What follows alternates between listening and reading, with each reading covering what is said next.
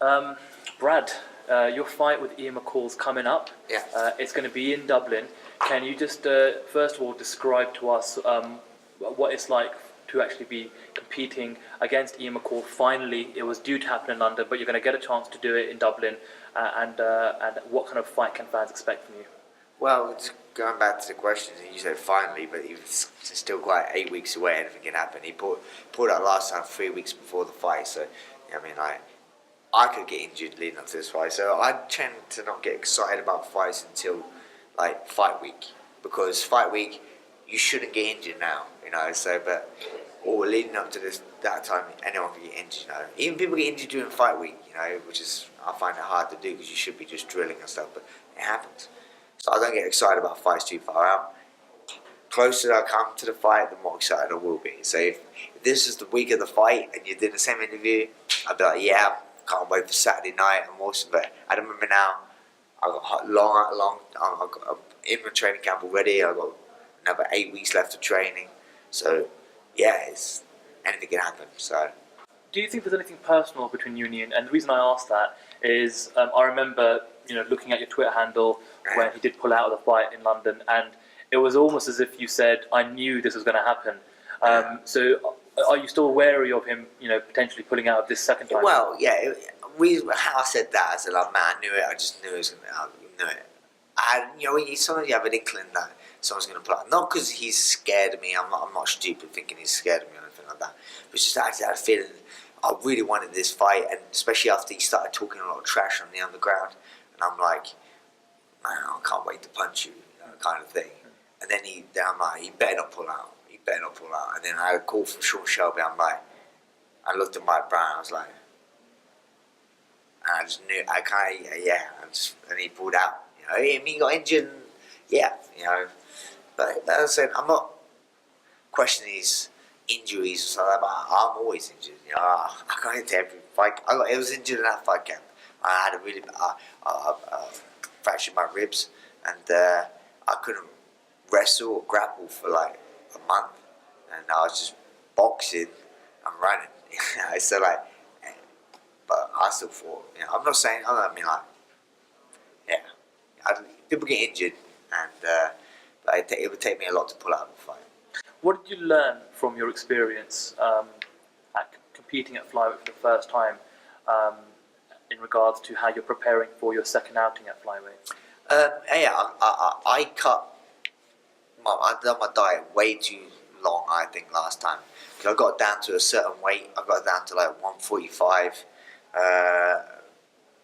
low 140. I couldn't get any lower than that, you know. Like, I couldn't go any lower. I was like 6% body fat, and I couldn't get beyond under that without starving myself, and I couldn't do that because I've got a training camp to fuel my body. So I couldn't eat any less or train any harder, you know. So what I've done now, I'm not dieting that far out because I know it didn't take me that long to get down to that weight class. I mean, down to that weight. So I'm doing that now. So now I'm probably 150, or I've got another 5 or 6 pounds to get down to 145. And when I'm down there, I know what to do to get to 20 pounds. It sounds like a lot, but I know what I'm doing.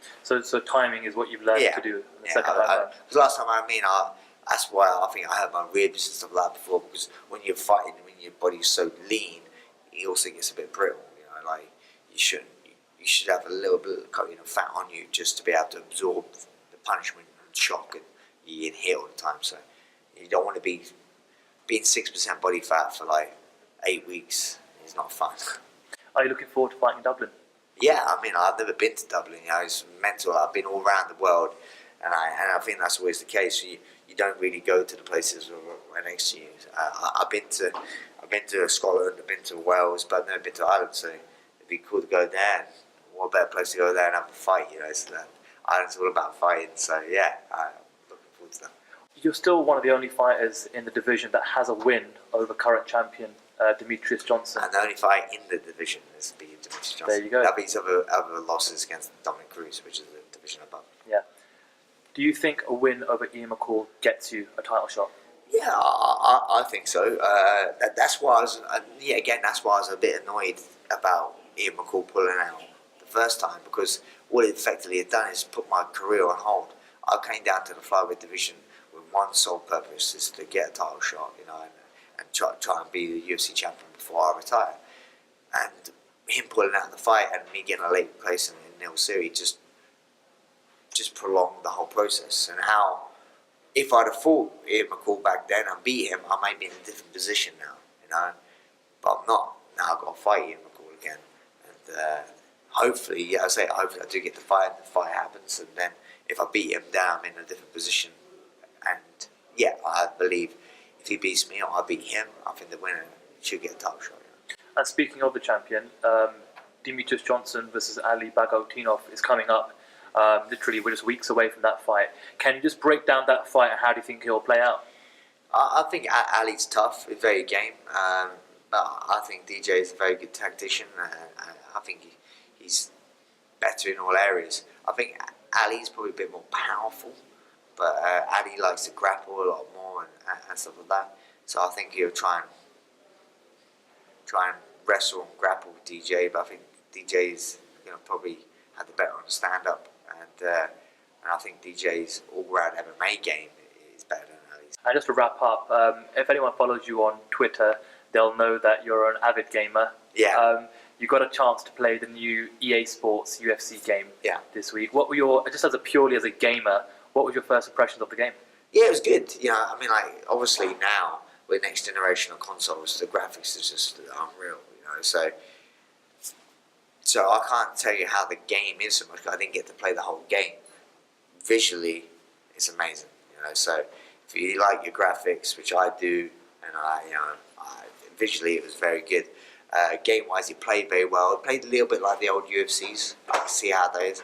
But I didn't get enough time to go. I would like to go through the tutorial, learn how to do everything, but I didn't get that. I didn't get that option. So, but visually, it looks great, and 100% I will be getting it. And on my PlayStation. I'm a PlayStation boy, not an Xbox. There's actually a funny story about you playing the game yesterday, isn't there? Did you play as Alexander Gustafsson? Yeah. Versus Alexander Gustafsson, who played as John Jones. Yeah. I think that's a win-win situation for him. Like, if I beat him, at least he's character one. He's like, yeah, it's cool. But then, like, if he played himself and I was John Jones and I beat him, it just sucks. So I think every cloud has a silver lining, and he knows that I'm a bit of a gamer. So I think he is. You be Alex, I'll be John Jones.